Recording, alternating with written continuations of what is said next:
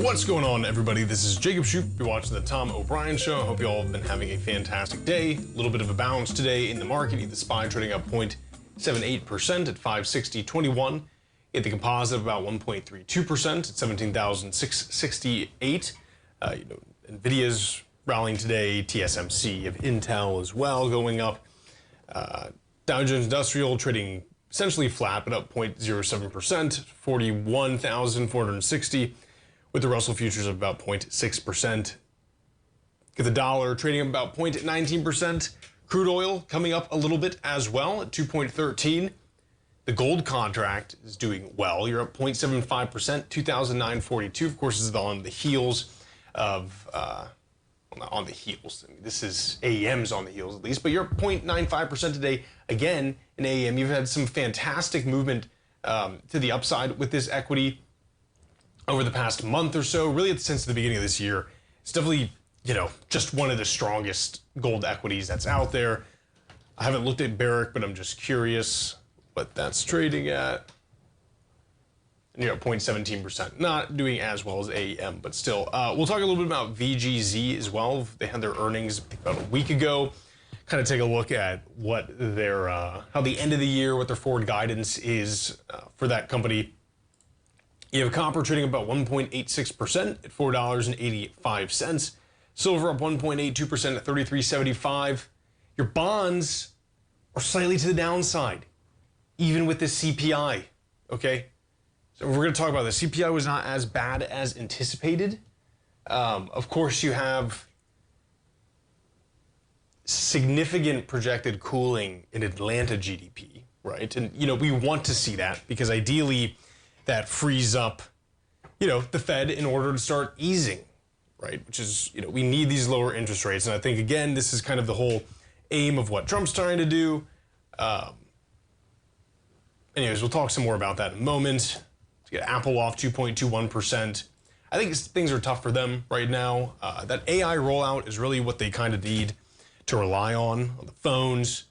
Again, people have been talking about this big super cycle, upgrade cycle. I'm not sure if that's, I'm sure, people are going to continue to buy iPhones.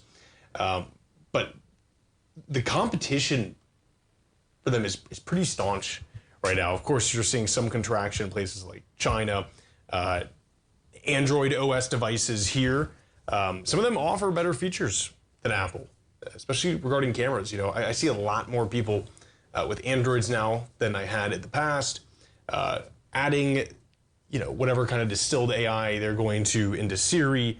Of course, I would think would generate a lot of sales for them. Again, we saw that with the computers that had a Qualcomm, and that was honestly a Snapdragon chip, right, which allowed Copilot to operate. And I thought Copilot was pretty trash when it rolled out, and a lot of people bought it. This will definitely be better, but it's, it's put off for right now. So I think Apple still has some issues coming ahead for it till they can get that figured out. Again, this is one of the equities that is not, dumping a bunch of CapEx into AI, which I think at some point might help them. They can just basically license this stuff out from other people. They can make their own distilled version. I'm not sure which way they'll kind of approach this going forward for the long term, but regardless, I've been seeing some people saying, hey, get into Apple right now. This major sell-off is going to be good for it. It'll come back up. I still think they do have some problems, namely with that rollout. Your Celsius off about 0.72%. Disney up 0.79%. Google doing quite well. Meta up 2.61%. Let's see what else we got. Steel Dynamics roaring. Tesla up 7.78%, okay? The volume has picked up a little bit since about, I'd say like 1:30. We'll see what goes on with Tesla. Is this a bottom, right? Meaning you have a lot of buying to the upside at the beginning of the day and not much else going on throughout the day. Now, of course, these are, somewhat big swings, right? But this is a volatile stock anyway. You don't have a lot of sellers at this point, at least today, but you don't have, I would say, an insane amount of recovery buyers. We really have to wait to kind of see, I would say, tomorrow. I don't think, I think a lot of people are taking profits that had puts right now that were short Tesla. You of course get people who are going to buy on the heels of Trump and Musk's kind of, infomercial yesterday. I still have, around like a 180 price target for Tesla. I can see it going even lower as well. I think this quarter is going to be pretty abysmal for them. I think you're getting a lot of that being priced in right now. So forward guidance will be very important. I think that if Bitcoin doesn't recover by the time they post earnings, they'll be in a relatively tough spot because that's going to impact them negatively, numbers wise. Does Tesla improve sales for Q2? Right? I mean, that's really what you have to look at, because I do believe a lot of this is getting priced in right now. And I think the answer is no. I think they have a major amount of headwinds. I think Musk has turned a lot of people off.